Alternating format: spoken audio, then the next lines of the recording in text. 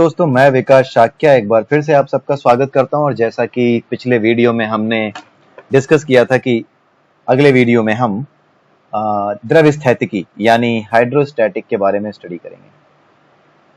Hydrostatic, ठीक है। Hydrostatic means जो हमारा लिक्विड होता है उसके ऊपर प्रेशर यानी दाब और टेम्परेचर यानी तापमान, इसका क्या प्रभाव पड़ता है, इनके प्रभावों की स्टडी हम करेंगे, ठीक है। लेकिन उससे पहले हम दो चीजों को समझ लेते हैं, दो परिभाषाएं देख लेते हैं। एक है हमारी प्रेशर की। प्रेशर यानी दाब, ये होता क्या है, दाब कहते किसे, ठीक है। सो फोर्स, इसकी डेफिनेशन है सिंपल सी, force per unit of area is known as pressure। कैसा फोर्स? परपेंडिकुलर, ठीक है।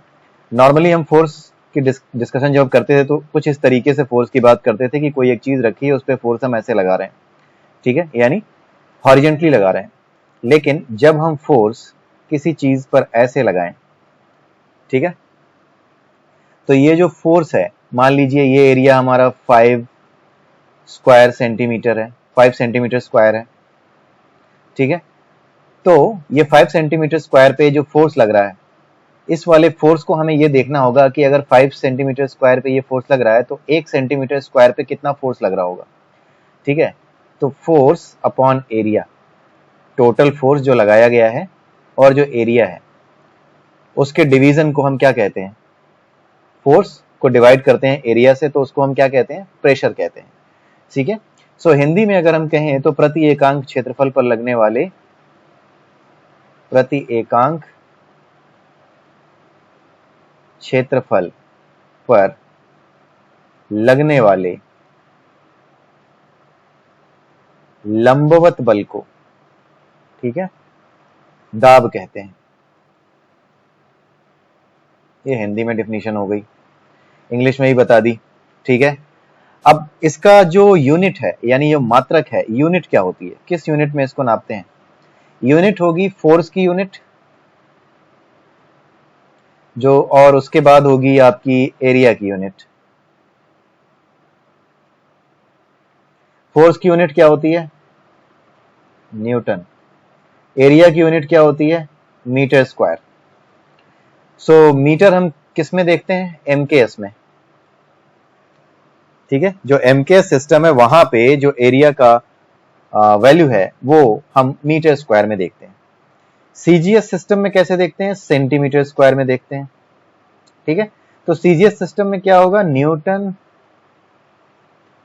पर सेंटीमीटर स्क्वायर, ये होगा उसका यूनिट। तो ये है हमारी डेफिनेशन किस चीज की? दाब की, यानी प्रेशर की, ठीक है। अब प्रेशर किस तरह की राशि है, किस तरह की क्वांटिटी है ये, ठीक है। ये जो राशि है ये किस तरह की है? ये अदिश राशि है, यानी इसमें केवल परिमाण होता है, यानी क्वांटिटी की बात की जाती है, नो डायरेक्शन, ठीक है। दाब में कोई डायरेक्शन नहीं होता, बल लगाया जाता है एक डायरेक्शन में, लंबवत दिशा में बल लगाया जा रहा है, लेकिन जो दाब इस पे पड़ रहा है उसकी केवल क्वांटिटी होती है, उसका कोई डायरेक्शन नहीं होता, ठीक है। तो इसीलिए हम इसको क्या कहते हैं? अदिश राशि। This is a scalar entity, ठीक है, इट्स अ स्केलर, ठीक है। अब इसके कुछ उपयोग हैं, कुछ रीजनिंग के क्वेश्चन आते हैं बेस्ड ऑन प्रेशर। प्रेशर के कॉन्सेप्ट पे रीजनिंग के क्वेश्चन आते हैं। एक क्वेश्चन जो बड़ा फेमस है वो पूछा जाता है कि चाकू की धार, ठीक है, अगर तेज ना हो तो उससे काटने में आसानी होगी किसी चीज को या मुसीबत होगी? उससे काटने में समस्या आएगी, आसान नहीं होगा उससे काम करना। ठीक है, ऐसा क्यों होता है? क्योंकि जो चाकू की धार नहीं होती है ना, उस चाकू का जो एरिया है वो ज्यादा होता है। ठीक है, अगर एरिया ज्यादा है तो प्रेशर क्या होगा? कम होगा, क्योंकि आपका जो प्रेशर का फॉर्मूला है वो है फोर्स अपॉन एरिया। तो अगर आप एरिया बढ़ाओगे तो ये प्रेशर की वैल्यू कम हो जाएगी। ठीक है, क्योंकि जितनी ज्यादा बड़ी वैल्यू से आप डिवाइड करोगे, डिवीजन उतना ही छोटा आएगा, और जितनी छोटी एरिया से आप डिवाइड करोगे, जितनी छोटी वैल्यू से आप डिवाइड करोगे किसी चीज को, तो वैल्यू उतनी ही बड़ी आएगी। ये बहुत सिंपल सा मैथमेटिक्स है, इसमें कुछ समझाने की जरूरत नहीं है। इसीलिए जो हमारा सही धारदार चाकू होता है, जो हमारा धारदार चाकू होता है, उसके द्वारा अधिक दाब उत्पन्न किया जा सकता है। ठीक है, एरिया कम होता है इसलिए, क्योंकि धारदार चाकू का एरिया कम हो जाता है। जितनी तेज धार होगी उसका एरिया कम होगा। एरिया कम होने से क्या हो जाएगा? दाब ज्यादा लगाएगा। जब दाब ज्यादा लगा पाएगा, कम मेहनत में ही दाब ज्यादा लग पाएगा। दाब ज्यादा लगेगा तो क्या होगा? आसान होगा काटना, आसानी से काटी जा सकेगी।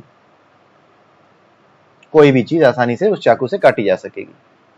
ठीक है, उसके अलावा दूसरा जो रीजनिंग का क्वेश्चन आता है कि ट्रक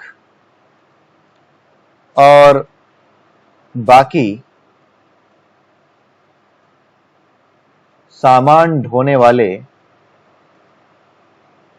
जो वाहन होते हैं, उनके जो पहिए होते हैं ना, वो चौड़े होते हैं। ठीक है, पहिए चौड़े होते हैं, ऐसा क्यों?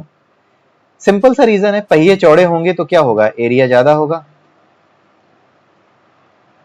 ठीक है, एरिया ज्यादा होगा तो क्या होगा? दाब पहियों पे कम पड़ेगा, तो पहियों के फटने के चांसेस कम होंगे।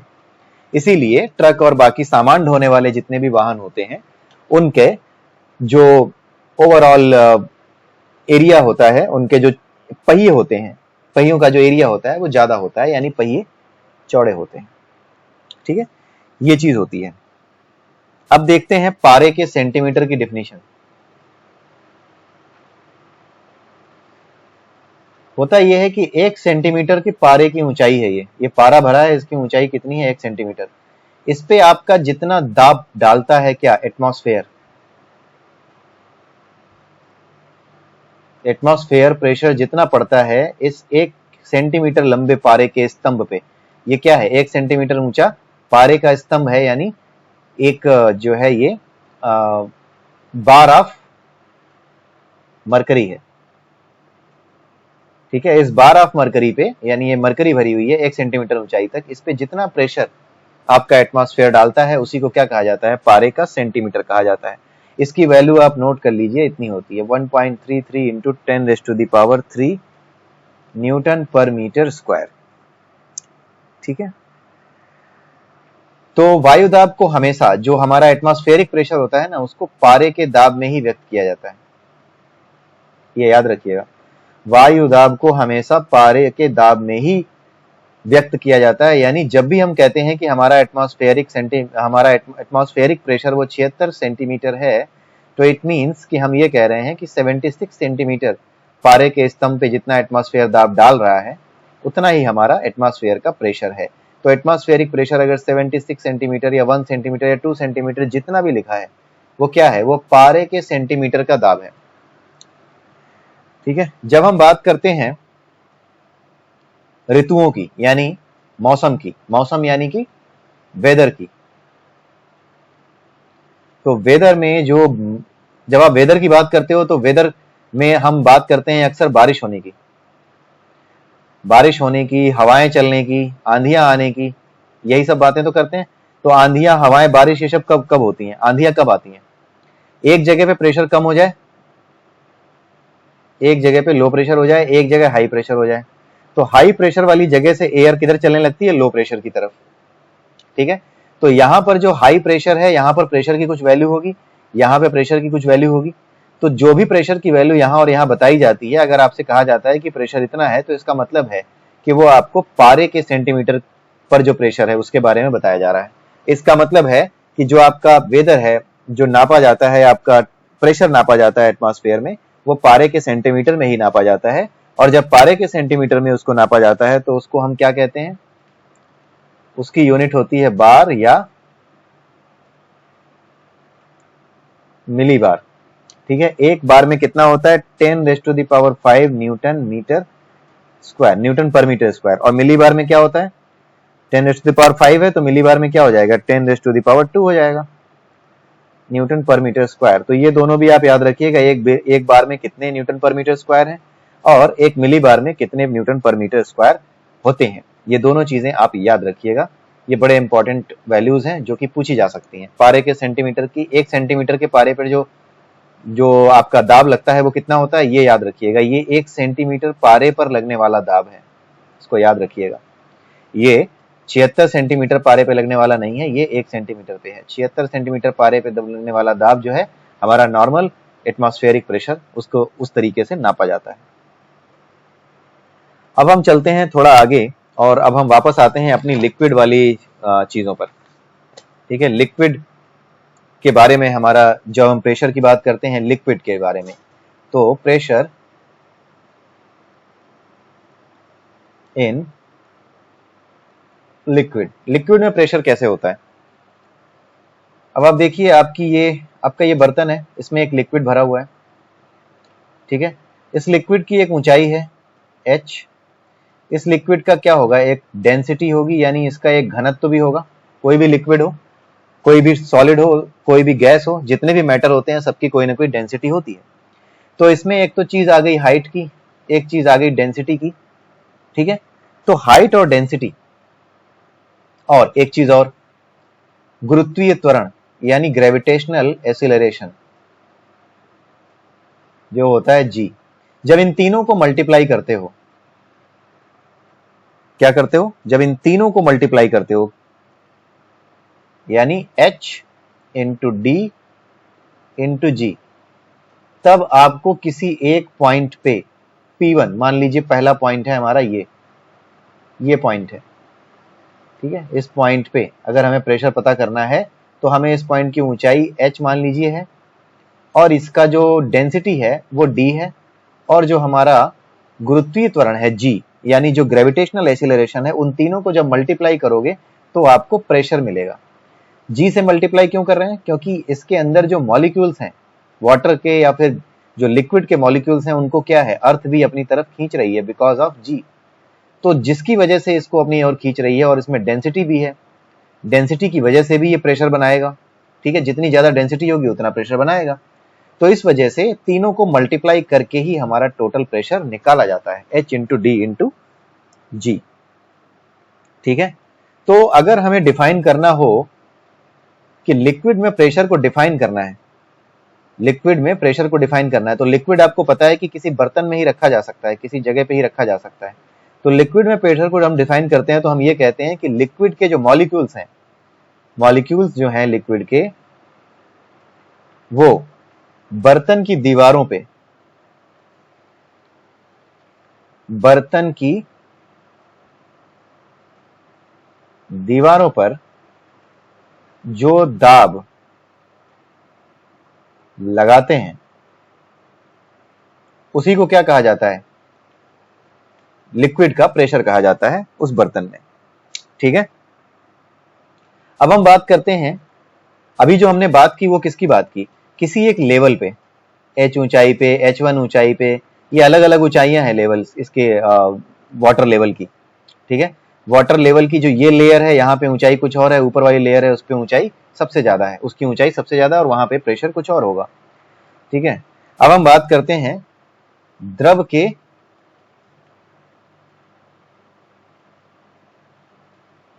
सतह पर दाब। ठीक है, यानी सतह क्या, ये जो ऊपरी सिरा है, सबसे ऊपर वाली जो लेयर है जिसकी ऊंचाई मैक्सिमम है h। ठीक है, द्रव के सतह पर जो दाब होता है वो कितना होगा, h इंटू डी इंटू जी, प्लस जो एटमॉस्फेरिक प्रेशर इस पे लग रहा होगा। एक बार फिर से, यहां पर जो प्रेशर है इस लेयर पर, वो किसके बराबर होगी, h इंटू डी इंटू जी, हाइट इंटू डेंसिटी, इंटू जी। ये क्यों मल्टीप्लाई कर रही है मैं बता चुका हूं, अगर अभी भी डाउट है तो आप मेरे को एक बार बता सकते हो कमेंट करके। H इंटू डी इंटू जी प्लस एटमॉस्फेरिक प्रेशर।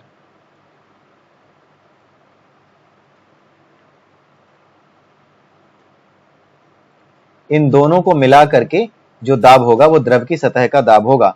इसलिए इस चीज को ध्यान रखिएगा कि अगर कभी कोई क्वेश्चन या कोई भी न्यूमेरिकल ऐसा आता है जहां पर किसी द्रव के सतह पर दाब पूछा जाए तो उसमें आप एटमॉस्फेरिक प्रेशर का दाब उस क्वेश्चन में आपको जरूर मिलेगा, ठीक है, और उसको आप जरूर ऐड कर दीजिएगा इसमें, H इंटू डी इंटू जी इंटू एटमॉस्फेरिक प्रेशर, इस चीज को जरूर ऐड कर दीजिएगा। तो ये चीज आज हमने डिस्कस करी, थोड़ा सा प्रेशर के बारे में और प्रेशर इन द लिक्विड, इसकी हमने बेसिक कॉन्सेप्ट को समझा। अगले लेक्चर में, अगले वीडियो में हम जो द्रव दाब के नियम है, law of pressure in liquids, ये पढ़ेंगे, ठीक है। लिक्विड्स में प्रेशर का जो रूल होते हैं, जो लॉ होते हैं, वो क्या होते हैं, किस किस रूल के अकॉर्डिंग जो है आपके प्रेशर काम करते हैं एक लिक्विड पे। और उसके अलावा नेक्स्ट वीडियो में हम एक चीज और देखेंगे, लॉ ऑफ पास्कल। पास्कल ने क्या किए थे, प्रेशर को लेकर के कुछ रूल्स दिए थे। प्रेशर इन लिक्विड, लिक्विड में जो प्रेशर के रूल्स होते हैं वो कुछ उसने रूल्स दिए थे।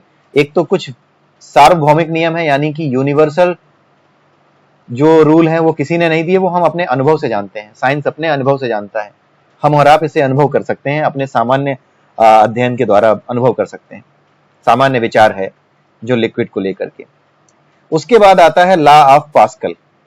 ये क्या है, ये स्पेसिफिक रूल्स हैं, पास्कल के जो लॉज हैं, ठीक है। इसकी बेसिस पे तरह तरह की मशीनें भी डिजाइन की गई हैं पास्कल के लॉ के बेसिस पे, ठीक है। तो ये दो चीजें हम अगले वीडियो में डिस्कस करेंगे, तो आप बने रहिए मेरे साथ, अगले वीडियो में भी आप मेरे साथ बने रहिएगा और अगले वीडियो में इन दोनों चीजों को डिस्कस करेंगे हम। आप अभी मेरे चैनल को सब्सक्राइब कर लीजिए, अगर आपने सब्सक्राइब नहीं किया है, आप अभी के अभी आप मेरे वीडियोस को लाइक कर दीजिए, शेयर कर दीजिए प्लीज मेरे वीडियोस को, अगर आपको अच्छी लगी हैं तो। क्योंकि यहाँ पर जो चीजें हम डिस्कस कर रहे हैं, आप अपने एग्जाम में जब भी जाएंगे, जब भी आप किसी भी कॉम्पिटेटिव एग्जाम में बैठेंगे, आपको कभी भी ये परेशानी महसूस नहीं होगी कि ये कॉन्सेप्ट क्या पूछा जा रहा है। ये जो 1 नंबर का या 2 नंबर के जो भी मल्टीपल चॉइस क्वेश्चंस आएंगे, वहां पर आप अटकेंगे नहीं। एटलीस्ट जो सब्जेक्ट में फिजिक्स और केमिस्ट्री, जैसे कि मैं फिजिक्स पढ़ा रहा हूँ, इसके बाद मैं केमिस्ट्री पढ़ाऊंगा, तो ये जो चीजें हैं, ये जब मैं पढ़ा चुका हूँ तो इसके बाद आप उनको देखेंगे तो आप इनमें अटकेंगे नहीं, आपको समस्या नहीं आने वाली। आपके सामने क्वेश्चन आएगा, ऐसे ही क्वेश्चन आते हैं, बहुत ज्यादा कोई टफ नहीं आते, बस समझने का फेर होता है, आपने समझा नहीं होता, इसलिए एग्जाम में प्रॉब्लम होती है। जब आप इसको समझ लेंगे तो वहां पर आपको इन क्वेश्चंस को सॉल्व करने का तरीका मिल जाएगा, आपकी सोच एक डेवलप हो चुकी होगी, ठीक है। यहाँ पर आप खुद देखिए कि जब हम पढ़ते हैं द्रव की सतह पर दाब, तो एक सिंपल सी समझ आपकी डेवलप हो चुकी है, सीधी सी बात है, आपको इसको रटना नहीं है। अब आपका दिमाग, अब आपका माइंड खुद ये कहेगा, हाँ यार ये बात तो सही है, एटमॉस्फेयर भी तो प्रेशर डाल रहा है, तो क्या आपको इसको याद रखना है? नहीं, ये एक सामान्य समझ आपके अंदर डेवलप हो जानी चाहिए, और यही डेवलप होगी अगर आप मेरे वीडियोस के साथ बने रहते हैं तो इसी के साथ आज का जो सेशन है वो मैं खत्म करता हूं, समाप्त करता हूं। अगले सेशन में, अगले वीडियो में फिर मिलेंगे, तब तक के लिए have a nice day and bye bye.